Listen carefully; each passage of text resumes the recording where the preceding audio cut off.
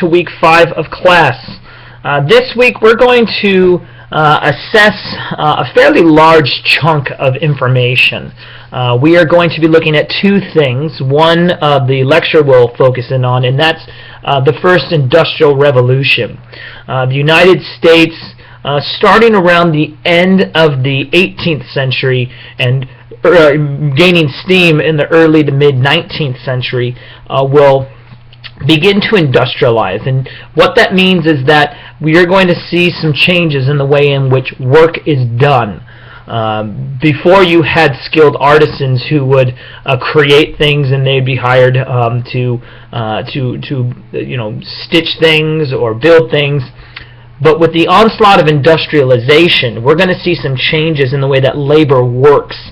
Indeed, industrialization sees the shift from handmade goods to machine-made goods. And that's actually one of the main definitions of an industrial society, is that you have these machines, you have large factories that are producing commodities in a much more efficient sort of way. And you're going to see a number of industrial technologies emerging in the early 19th century, and we're going to be looking at things like Eli Whitney's cotton gin and the impact that the cotton gin had upon slavery.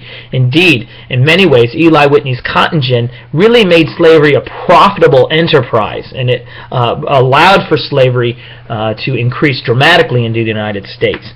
You're also going to talk about railroads and the importance of the way in which railroads created urbanized areas and connected the nation together. One of the things I do want to make clear here that I'm not sure I made in the lecture is that even though the North tended to be more industrialized and you're going to see more of a factory system emerge in the North is still reliant upon slavery. And indeed, slavery is without a doubt the most significant institution in developing American capitalism. One of the things that we generally think about is that the South was reliant upon slavery and the North was not. That somehow the North had sort of risen above that. Indeed, that's not the case. In fact, farmers in the South could not get work done unless it had been for loans that they acquired from northern banks. Okay, northern textile factories could not have weaved cotton unless they'd gotten cotton from the southern states, right? And this is just a couple examples. And so the North is indeed reliant upon the South and the slavery system that exists there. Okay, and so we're going to be looking at this industrial movement.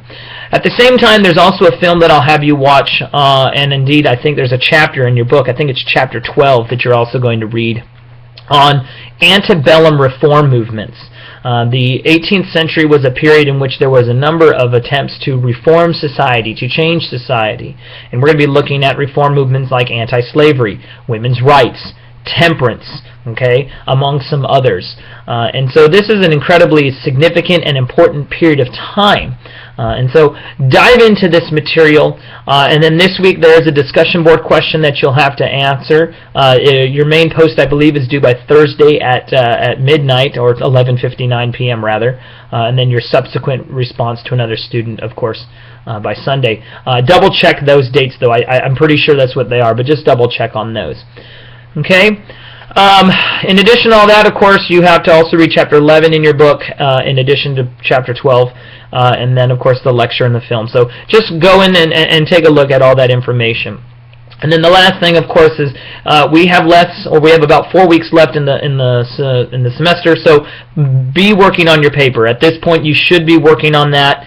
If you have not begun so, I would definitely encourage you to do that. You have about a month. In fact, I think less than a month to get that completed. And definitely I'm looking for well-researched, well-supported papers that have that demonstrate some time being spent. So get working on that if you have not already. So, all right, with that, I think that's all I have for you. So as always, go in peace, be warm and filled, and may the Force be with you.